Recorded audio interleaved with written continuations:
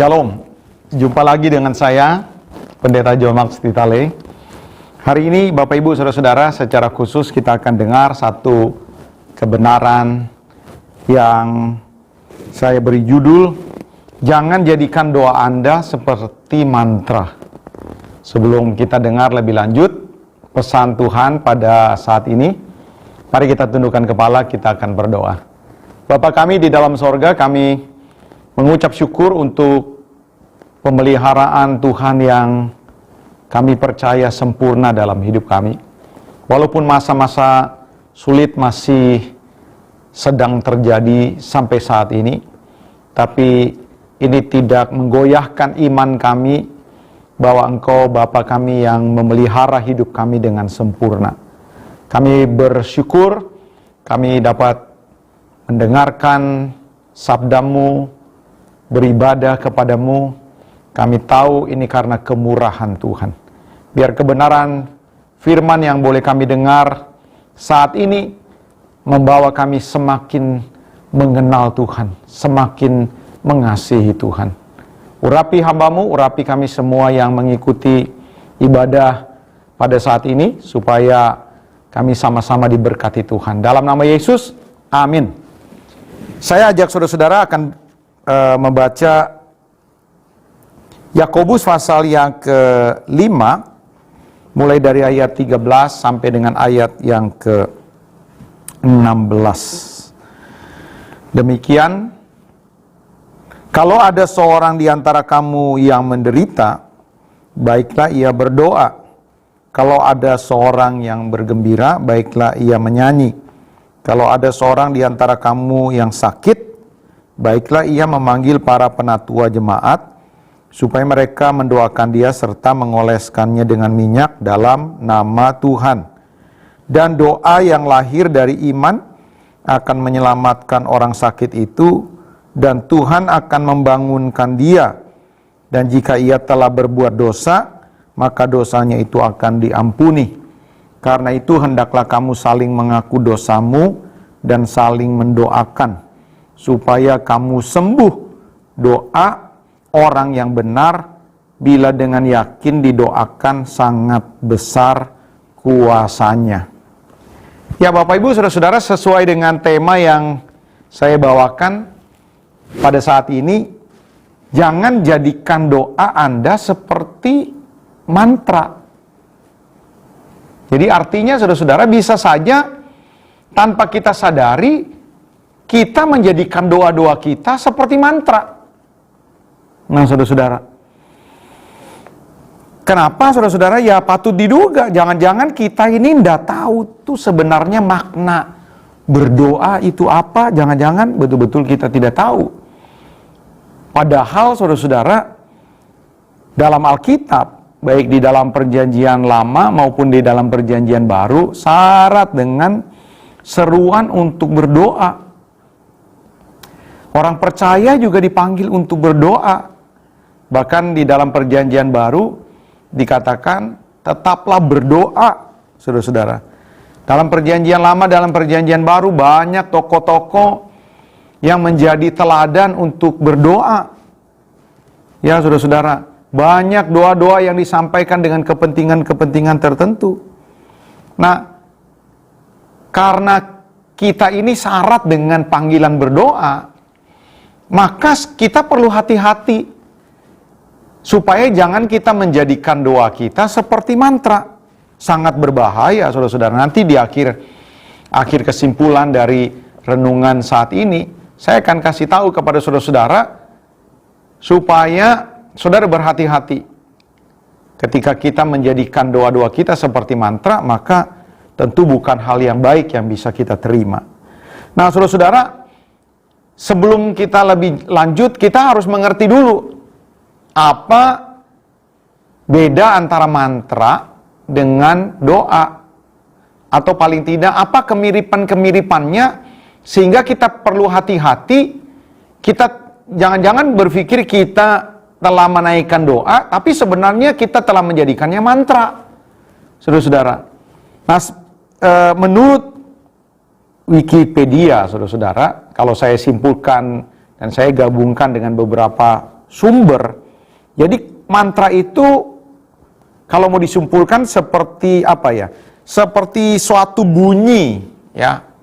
Suatu bunyi. Jadi bukan sebuah kalimat atau kata juga bisa berupa mantra.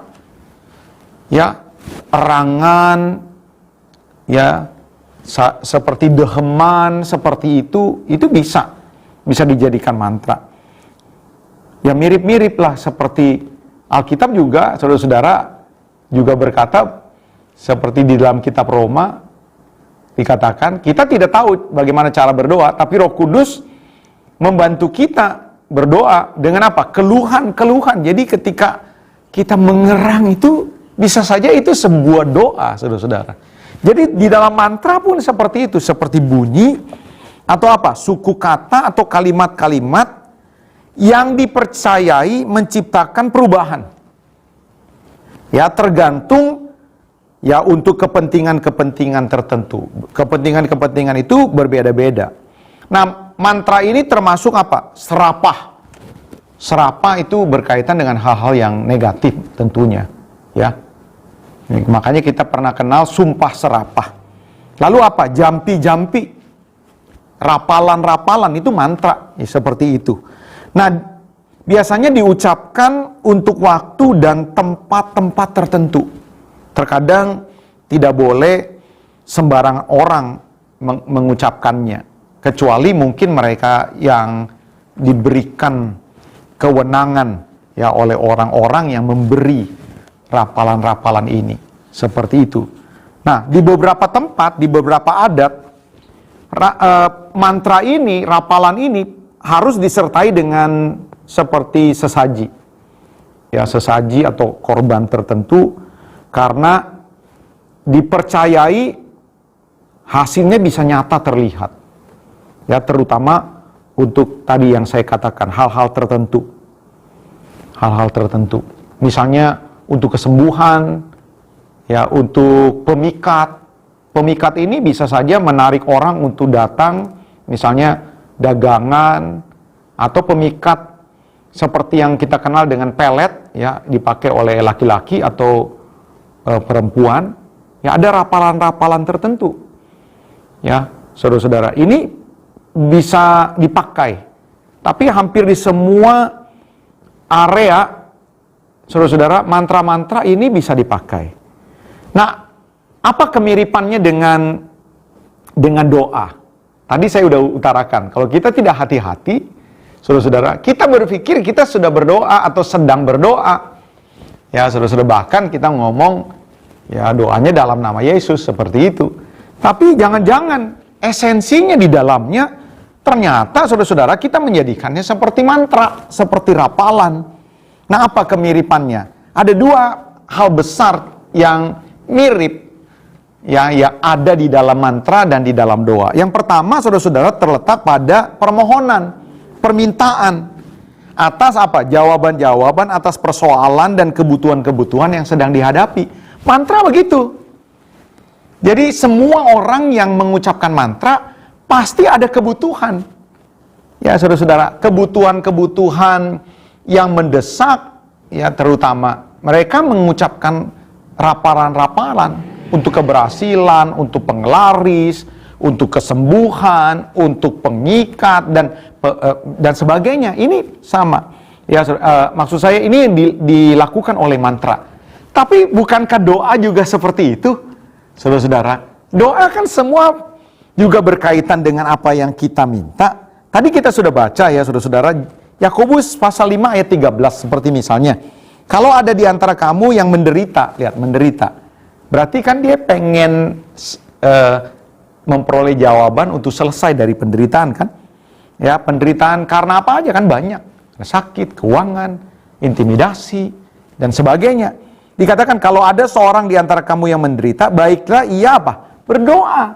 Jadi seruan untuk berdoa itu karena permohonan, karena ada keinginan, ya, persoalan atau keinginan yang ingin diselesaikan. Ayat 14 misalnya. Kalau ada di antara kamu yang sakit, baiklah ia memanggil para penatua jemaat supaya mereka apa? Mendoakan. Jadi untuk sembuh, ya doa seperti itu. Ayat 15. Dan doa yang lahir dari iman akan menyelamatkan orang sakit itu. Jadi karena doa, ya penyakit bisa sembuh. Penderitaan, pergumulan bisa selesai. Seperti itu. Sama saudara-saudara seperti misalnya di dalam Yakobus 4 ayat yang kedua bagian yang B.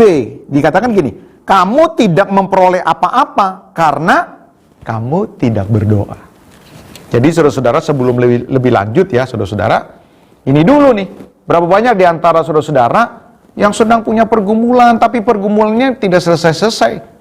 Tuhan bilang, jangan-jangan saudara tidak berdoa. Ya saudara-saudara, tapi bukan ini lain tema lagi. Tetapi yang saya maksudkan adalah ada kemiripan antara mantra dengan doa.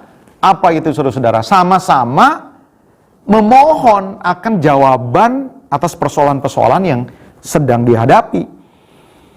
Lalu misalnya jelas sekali Tuhan Yesus pernah mengajar. Dikatakan, mintalah, maka apa? Kamu akan diberi. Seperti itu. Ya saudara-saudara. Itu yang pertama. Yang mirip dengan doa. Antara doa dan mantra. Sama-sama mengandung unsur ya permohonan. Tapi ada yang kedua yang besar juga yang menjadi perhatian. Apa yang mirip? Yang mirip adalah saudara-saudara antara mantra dan doa saudara-saudara harus didasari atas keyakinan. Saudara-saudara. Nah, sampai di sini saudara-saudara ada sesuatu yang menarik nih. Ada sesuatu yang menarik. Sama-sama memiliki dasar bahwa doa harus didasarkan oleh sebuah keyakinan, sebuah iman yang sungguh. Ya saudara-saudara, demikian juga mantra. Tapi di dalam prakteknya saudara-saudara, justru pengucap-pengucap mantra ini jauh lebih menghasilkan. Saudara-saudara, jauh lebih menghasilkan satu jawaban, terutama hal-hal misalnya yang di luar nalar, yang adikodrati terjadi secara gaib. Ya beberapa orang punya raparan-raparan, saudara-saudara, orang dibaca-bacain seperti itu kalimat-kalimat sakti ini, saudara-saudara, tiba-tiba orang yang benci bisa jadi cinta. Ya ini kan kayak pelet begitu.